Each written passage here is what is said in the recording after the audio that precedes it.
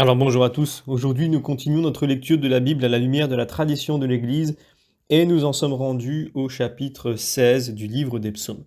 Comme toujours, nous remercions les éditions Ansiguier devenues Mediapol d'avoir mis à notre disposition ces textes qui nous permettent de faire ces vidéos et nous nous remettons entre les mains de notre Seigneur. Notre Père qui es aux cieux, que ton nom soit sanctifié, que ton règne vienne, que ta volonté soit faite sur la terre comme au ciel. Donne-nous aujourd'hui notre pain de ce jour. Pardonne-nous nos offenses, comme nous pardonnons aussi à ceux qui nous ont offensés, et ne nous laisse pas entrer en tentation, mais délivre-nous du mal. Également, nous nous remettons entre les mains de notre Mère bienveillante, la Vierge Marie. Je vous salue Marie, pleine de grâce, le Seigneur est avec vous. Vous êtes bénie entre toutes les femmes, et Jésus, le fruit de vos entrailles, est béni. Sainte Marie, Mère de Dieu, priez pour nous pauvres pécheurs, maintenant et à l'heure de notre mort. Amen. Et comme toujours, nous faisons cette demande spécifique à l'Esprit Saint, qu'il corrige en nous les erreurs éventuelles qui peuvent provenir d'une erreur de formulation de ma part ou du cœur qui reçoit la parole et qui peut mal comprendre ou mal interpréter, que l'Esprit Saint regarde nos intentions qui sont, en tout cas nous l'espérons, pures, justes, en quête tout simplement d'une meilleure connaissance de Dieu à travers les Écritures, afin d'aimer notre prochain davantage à cause de Dieu et d'aimer Dieu davantage évidemment. Alors sans plus attendre, je lis le premier verset. Mictam de David, Dieu garde-moi, j'espère en toi.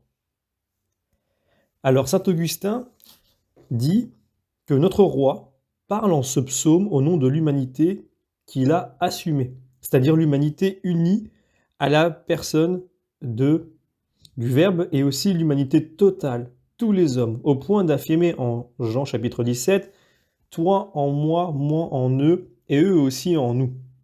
Du fait de cette inhabitation, le psaume est un, malgré l'alternance des versets.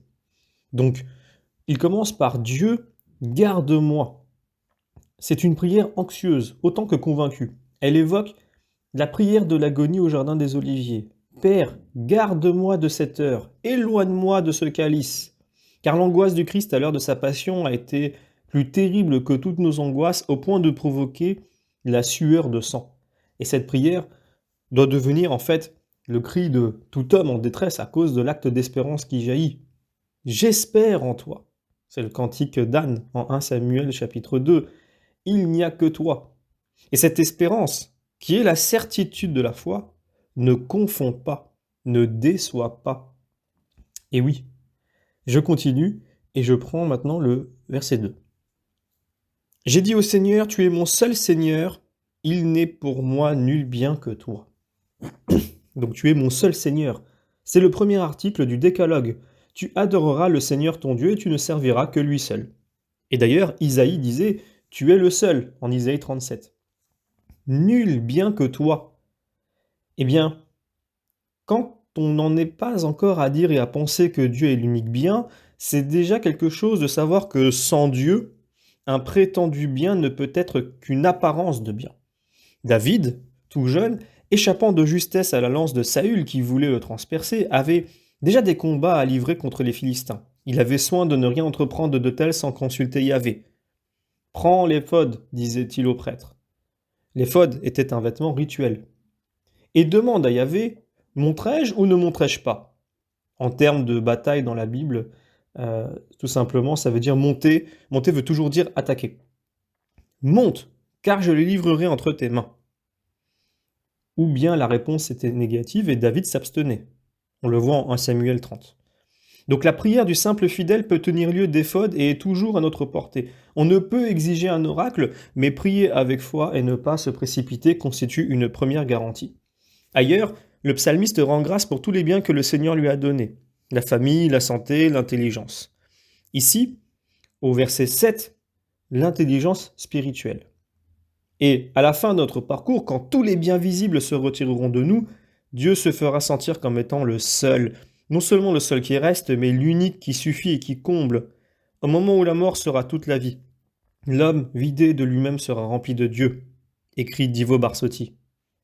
Saint Jérôme disait, dans sa leçon « Tu n'as pas besoin de mes biens », ou plutôt dans sa traduction et non pas sa leçon, tu n'as pas besoin de mes biens. Ce n'est pas vraiment la traduction de l'original hébreu, mais c'est une vérité que le Deutéronome laisse deviner quand il dit une vingtaine de fois, en énumérant les préceptes de la loi qui indiquent comment vivre honnêtement en ce monde, c'est pour que tu sois heureux. Donc quand le Seigneur nous demande quelque chose, ce n'est pas dans son intérêt à lui, c'est pour notre bien. Donc maintenant je prends le commentaire de Saint Jérôme qui dit « Tu n'as pas besoin de mes biens. Ce que je fais, c'est pour moi que je le fais. Te servir, c'est ma gloire. Quand nous jeûnons, donnons-nous quelque chose à Dieu? C'est pour nos péchés que nous faisons cela. Et si nous dormons sur la dure, que donnons-nous à Dieu en cela? La seule chose que nous puissions lui donner, c'est de sauver nos âmes, car lui, c'est cela qu'il désire. Comme un médecin bienfaisant et compétent, s'il guérit quelqu'un, il se réjouit, lui et aussi celui qui est guéri. Notre Seigneur est ainsi. Alors je peux prendre quelques textes parallèles, notamment 2 Jean chapitre 9. Celui qui demeure dans la doctrine, lui, il a le Père et le Fils. Nous avons également Isaïe 37, et tous les royaumes de la terre sauront que toi, Yahvé, tu es le seul. Deutéronome chapitre 6, écoute Israël, Yahvé est notre Dieu, Yahvé est un. Je continue, je lis maintenant les versets 3 et 4. Les saints, les grands de ton royaume, tout mon cœur est avec eux. Ceux qui courent auprès des dieux étrangers multiplient la douleur. Non, je n'offrirai pas leur libation de sang, jamais leur nom d'impie ne viendra sur mes lèvres. Alors là, il y a tout un tas de textes parallèles. Nous avons Jérémie chapitre 2, les prophètes ont prophétisé par Baal, sont allés derrière ceux qui ne valent rien. Est-ce qu'une nation change jamais ses dieux? Et ce ne sont pas des dieux, mais mes peuples a échangé sa gloire contre ceux qui ne vaut rien. Nous avons également 2 Corinthiens chapitre 6. Quel accord entre le Christ et Bélial? Quel accord y a-t-il entre le temple de Dieu et les idoles? Car nous sommes, nous, le temple du Dieu vivant. Et 1 Jean chapitre 5. Petits enfants, gardez-vous des idoles. Alors les divinités de la terre sont au sens premier des idoles. On sait que les Israélites envoyés chez tous les peuples voisins et parfois s'y laissaient prendre, au sens large. Ce sont aussi bien les éphémères qui attirent et parfois accaparent nos préférences. Ces dieux étrangers, donc cette expression « dieux étrangers », que l'on retrouve dans les textes que nous avons lus, notamment le verset 4, « Ceux qui courent auprès des dieux étrangers », eh bien ce sont les dieux d'Égypte ou de Canaan. En Jérémie chapitre 2, on lit « Et mon peuple a échangé sa gloire », ce qui fait ressortir l'antithèse entre la gloire qui est Dieu et l'abomination des idoles. Le psaume 106 dit encore plus crûment, « Ils échangèrent leur gloire contre l'apparence d'un veau ruminant du foin, car leur gloire c'est Dieu et ils le savent bien. » On le voit, au psaume 26, « Ce lieu où habite ta gloire. » Psaume 85, « Et la gloire habitera notre terre. » Et donc à la fin de ce verset des psaumes, nous lisons « Ceux qui courent donc auprès des dieux étrangers, on vient de le voir, multiplient la douleur. » Et la douleur, c'est chez les Hébreux un autre nom des idoles. Mais la remarque vaut également pour la douleur morale. Dom Cazel, dans la célébration des mystères, cite un texte païen antique qui met en scène un nouvel initié de Cybèle. Quand la célébration du rite est terminée, il s'en retourne, triste et désemparé. Son initiation ne lui a pas apporté la joie, mais plutôt un poids sur les épaules et dans le cœur. Nous lisons également « Non » dans le chapitre que nous sommes en train de lire sur les psaumes. « Non, je n'offrirai pas leur libation de sang. » La libation de sang faisait partie des cultes cananéens. Ce n'est pas pour rien que Josué, introduisant le peuple dans la terre promise, avait fait la guerre à tous les roitelets voisins. Le parallèle, Josué 23, prévoit les dangers de la cohabitation avec les peuples de Canaan. C'est le moment où il fait prêter aux Israélites un serment solennel. Et donc, ensuite, le verset termine en parlant de leur nom d'impie. Donc nous avons Astarté, Cybèle, Moloch, etc. Alors, je continue, je prends maintenant les versets 5 et 6. « Le Seigneur est ma part d'héritage et ma coupe, c'est toi le garant de mon lot. Le cordeau m'attribue la part la meilleure, je suis émerveillé de mon héritage. » Alors, quand je vois ce passage, je pense tout de suite à Nombre chapitre 18. Yahvé dit à Aaron, « Tu n'auras pas d'héritage dans les terres des fils d'Israël, et il n'y aura pas de part pour toi au milieu d'eux. c'est moi qui suis ta part et ton héritage au milieu des fils d'Israël.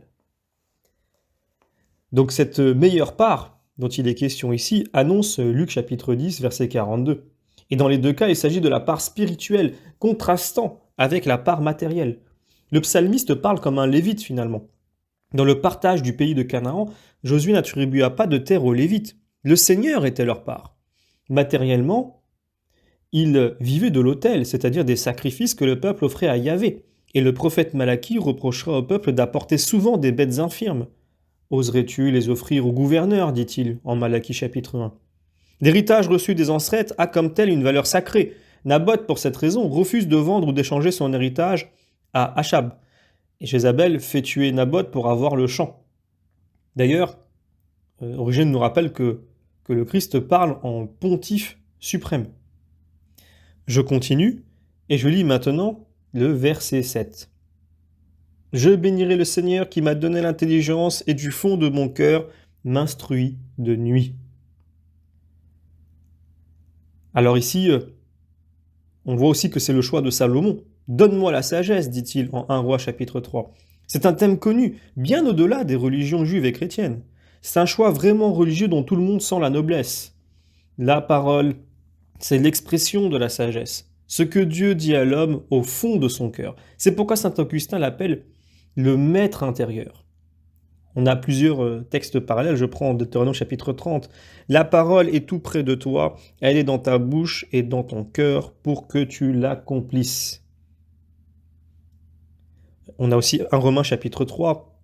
En Gabaon, Yahvé apparut la nuit en songe à Salomon et dit « Demande ce que tu veux que je te donne. » Salomon répondit « Donne à ton serviteur un cœur qui t'écoute pour juger ton peuple et discerner le bien du mal. » Il plut aux yeux d'Adonai que Salomon eût fait cette demande. Je continue et je prends maintenant...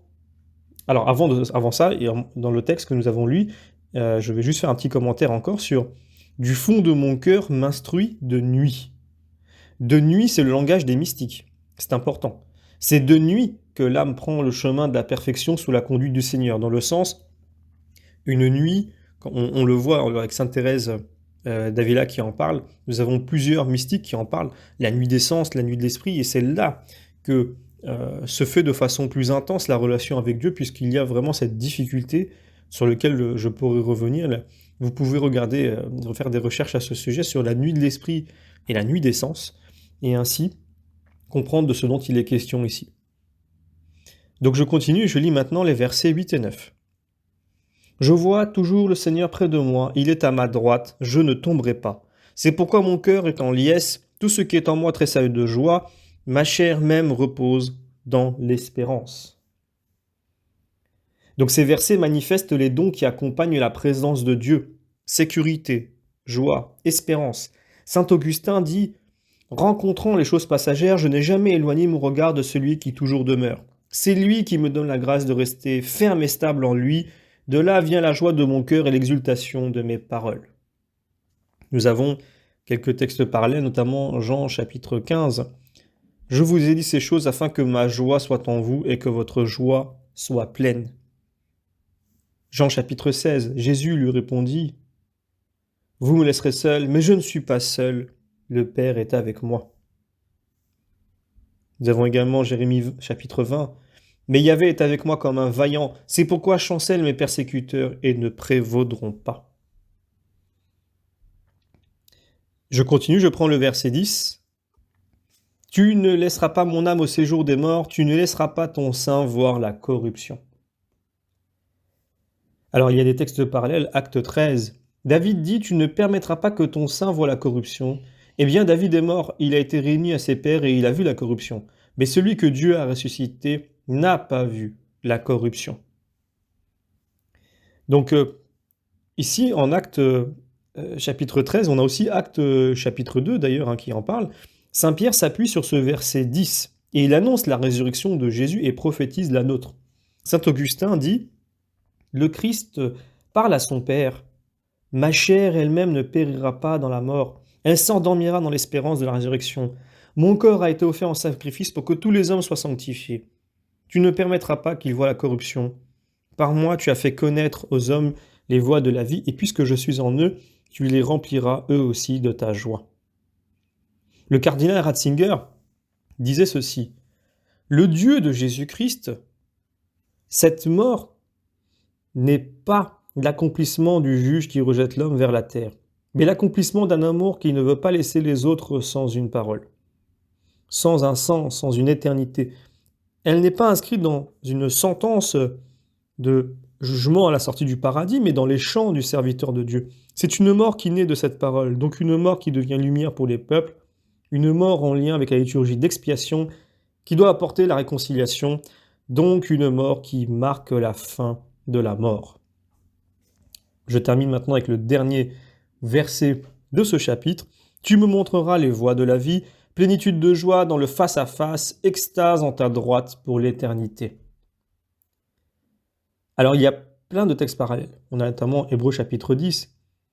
Donc, frères, nous avons dans le sang de Jésus l'assurance d'accéder au sanctuaire. C'est le chemin neuf et vivant qu'il a inauguré pour nous à travers le voile, c'est-à-dire sa chair. Marc chapitre 14, et vous verrez le Fils de l'homme assis à la droite de la puissance et venant avec les nuées du ciel. Apocalypse 22, et le trône de Dieu et de l'agneau sera dans la cité, ses serviteurs l'adoreront et ils verront sa face. Donc les parallèles donnés à ce verset 11 affirment qu'il concerne la vie éternelle du ciel. Origène disait « À celui qui a marché dans les voies de la vie, il appartient de goûter la douceur de la droite de Dieu au trône de la sagesse, de la vérité, qui est le Fils unique. » On voit d'ailleurs en Jean chapitre 1, « Au principe était le Verbe, et le Verbe était face à Dieu, et le Verbe était Dieu. » Et dans ce passage, quand il y est question de « en ta droite », la droite de Dieu, il ne faut jamais oublier que c'est la place du Fils, symbole des apôtres et credo de la messe. Le Fils est lui-même la droite du Père. Et l'Esprit Saint, lui, il est dit être le doigt de la droite de Dieu. Je termine avec un commentaire de Saint Grégoire le Grand. Quand il commente l'Évangile, c'est son homélie numéro 30. Celui qui, d'un cœur sincère, désire Dieu, possède déjà celui qu'il aime, car nul ne pourrait aimer Dieu s'il ne possédait pas déjà celui qu'il aime. Donc, si l'un de vous doute d'aimer Dieu, qu'il réponde en toute confiance et assurance « Je l'aime ». Mais vous savez ce que dit la vérité. Si quelqu'un m'aime, il gardera ma parole. La preuve de l'amour, c'est l'œuvre. Jean dit dans son épître « Celui qui dit « J'aime Dieu mais ne garde pas ses commandements est un menteur ». En fait, nous aimons vraiment Dieu et nous gardons ses commandements si nous réprimons nos désirs déréglés. Et mon Père l'aimera et nous viendrons à lui et nous ferons en lui notre demeure. Mes frères, voyez quelle est la dignité du chrétien. Dieu lui-même descend dans l'hôtellerie de notre cœur. Voilà. Je vous remercie comme toujours pour votre fidélité et je vous donne un rendez-vous pour la prochaine vidéo qui abordera le psaume chapitre 17.